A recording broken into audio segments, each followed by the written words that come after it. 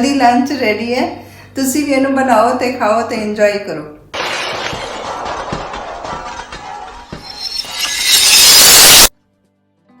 सत श्री अकाल जी। आज साडी किचन च कुछ स्पेशल बनन लग्या। मिलेट्स दी मैं पूड़ियां बनावांगी ते नाल छोले। ये काबली छोले हैं, काबली चने ने। इन्हां नू राती धो के भिओ दिता सीगा, ओवरनाइट भिजे रहे ते सवेरे इन्हां नू बॉयल किया। बॉयल करते वक्त इहदे विच लसन, अदरक, हरी मिर्च विच ग्राइंड करके पा दी सीगी ते ये बॉयल किए हुए हैं बिल्कुल। ये देखो एंड प्रॉपर पके हुए हैं। पर असी अज इहनू स्पैशल वे नाल बनावांगे। मैं इहदे लई दो तरह के तड़के लगावांगी। एक तवा मसाला बना के ते जिहड़ा एक आपां नॉर्मल लगाने ते पर इस विच आपां प्याज नहीं पावांगे। इह च आपां यूज़ करांगे अदरक, लसन, हरी मिर्च। ये असी इहदे विच ग्राइंड करके भी पाया होया ते तड़के च भी पावांगे ते नाल आपां पावांगे टमाटर। ते इधर ये तवा मसाला बनावांगे। इहदे विच 1 चम्मच जीरा है, 1 पीस दालचीनी, एक मोटी इलायची ते ये 3 छोटियां ग्रीन इलायचियां ते 4-5 लौंग ने, एक तेज पत्ता, काली मिर्च भी पाऊगी। मेरे को पीसी हुई है इसलिए मैं इत्थे नहीं रखी हुई। तो ये सारा नू आपां ने तवे ते भुनना पैना। ते दूसरे पासे मैं इहदे विच पावांगी चाह पत्ती दा पानी, वो भी स्पैशल होएगा। असी सब तो पहला स्टार्ट करते हैं तवा मसाला बनाना। तो चाह पत्ती नू मैं उबाल दिया। चाह पत्ती का मैं पानी बनाने लगी हाँ। ये 1 गिलास पानी पाया तो 2 चम्मच चाह पत्ती पा के उबालांगे। इंडक्शन ऑन कर देने। इंडक्शन यूज़ करने नाल गैस का खर्चा घटता है। इससे एक वीडियो पाई हुई है इस तो पहला, earn money from electricity bill. हुण मैं तवा मसाला बनाने लगे। सारे मसाले आपां तवे ते भुनांगे। तवा गर्म हो गया, हुण असीं इन्हां नूं भुनांगे, फिर इसनूं कुटांगे आपां।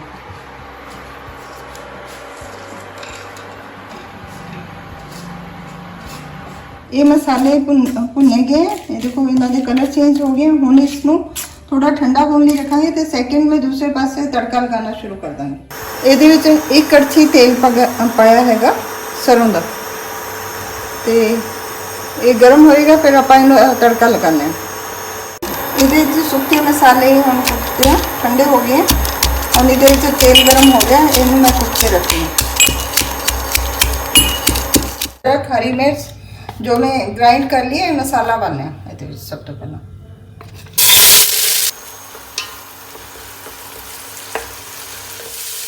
जे छोले टेस्टी बनाने ने तो मसाले नूं बहुत अच्छी तरह भुनना हुंदा है।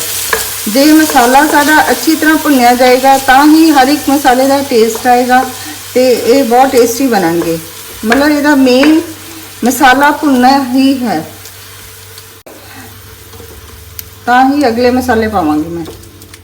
हुण इस लसन, अदरक, हरी मिर्च विच हरी मिर्च दियां विच मिर्चां ना थोड़ियां लाल भी सीगियां तां ये रेड विच नज़र आ रही है। मसाला भुन चुके क्योंकि इसका देखो तेल तो नज़र आ रहा होना। हुण इस विच असीं मसाले ऐड करांगे जिहड़े आपां ने पाने हैं। सब तो पहला पावांगे आपां नमक। नमक अपने टेस्ट अकॉर्डिंग ही पाना है तुसीं। फिर पाने आपां हल्दी, जीरा,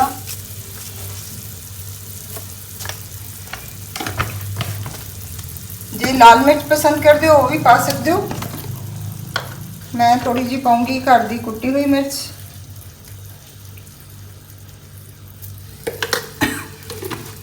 लोग बहुत सारे लोग तो चने उबालन लगे मिठा सोडा पाते हैं। असी कैमिकल घट्टो घट यूज़ करते हैं। तो मैं कोई छोलियां में कोई मिठा सोडा या कुछ नहीं पाया। असी उन्होंने भिओ ही ज़्यादा लेने। हुण इन्हों चंगी तरह भुनना है। फिर आपां टमाटर ऐड इस विच आपां 1 चम्मच अजवैन पावांगे। एक काली मिर्च अपने टेस्ट अकॉर्डिंग पा सकते। ये देखो घ्यो छड़ रहा, मैंने ऑयल छड़ दिता। हुण आपां इहदे विच टमाटर ऐड करांगे। हुण असीं इहदे विच टमाटर पा देंगे। हो चुके हैं प्रॉपर, ऑयल छड़ दिता। हुण इहदे थोड़ा गर्म मसाला ते चना मसाला जरूर पाना आपां ने अपने टेस्ट के अकॉर्डिंग। हुण आपां इहदे नाल ही आपां जिहड़ा तवा मसाला बनाया सीगा वो भी हुण ऐड करांगे आपां। ये मैं इहदे विच कुट लिया, आ देखो।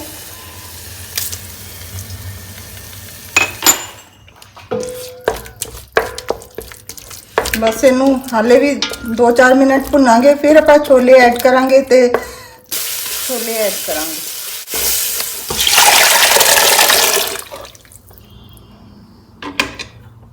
ते जिहड़ी आपां ने चाह पत्ती उबाली सीगी वो पानी भी हुण आपां इहदे नाल ऐड कर देंगे। ते हुण इसनू असीं 10 मिनट तक मिनिमम पकाना है। जे तुसीं विसल दवाना चाहते हो तो विसल दवा सकते हो, जे इस तरह पकाना तो इस तरह पका सकते हो। बस हुण 10 मिनट तक आपां इहनूं ढक के पका लैने। तो उधर मैं पूरियां की तैयारी करती हाँ। पूरियां बनाने मिलेट्स का आटा यूज़ कर रहे हैं असीं। कोई भी तुसीं आटा यूज़ कर सकते हो, कोदरे का, स्वांग का, छोटी मतलब हरी कंगनी का, कुटकी का, कोई भी आटा।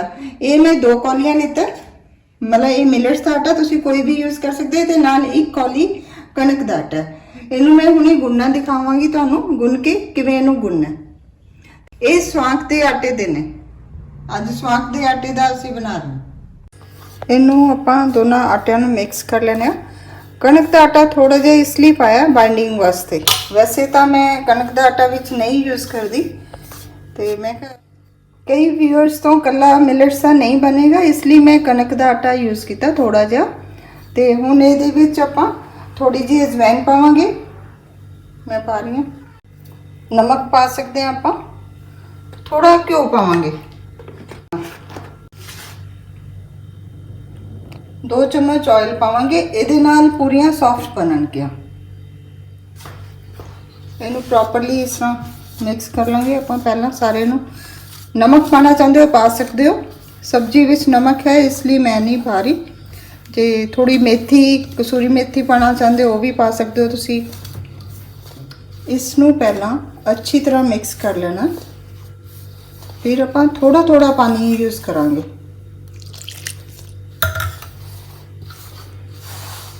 जे एकदम पानी पा देवांगे वो पतला हो जाएगा तो साड़ी पूरी प्रॉपर वेली नहीं जाएगी, वो फुलेगी नहीं प्रॉपर, टेस्टी नहीं होएगी।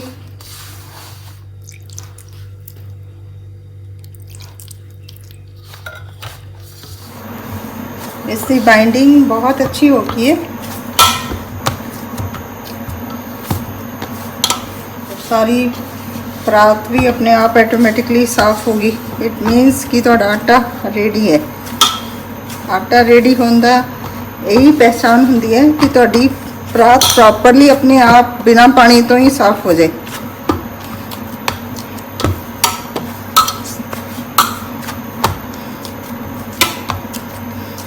बस मैं कढ़ाई च तेल गरम रखा होया ते आपां हुण पूरियां तलांगे।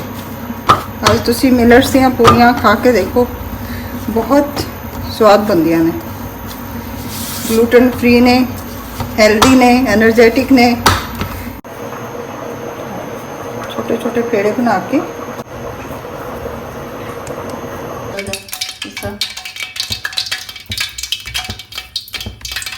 का आटा नहीं लगाना, इसमें आप थोड़ा जा ऑयल लगा सकते हैं बेलन लगे।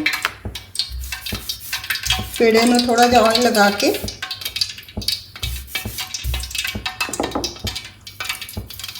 इधर तेल गरम हो गया, तेल प्रॉपर गरम हो गया, स्टीम निकल रही है इसको। तो मैं गैस स्लो कर देती है। हुण आपां पूरी विच पाने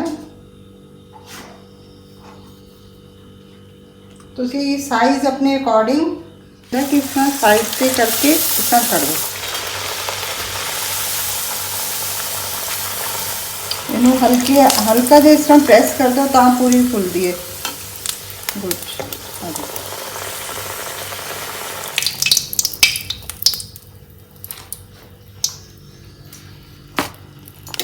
पा सकते हो।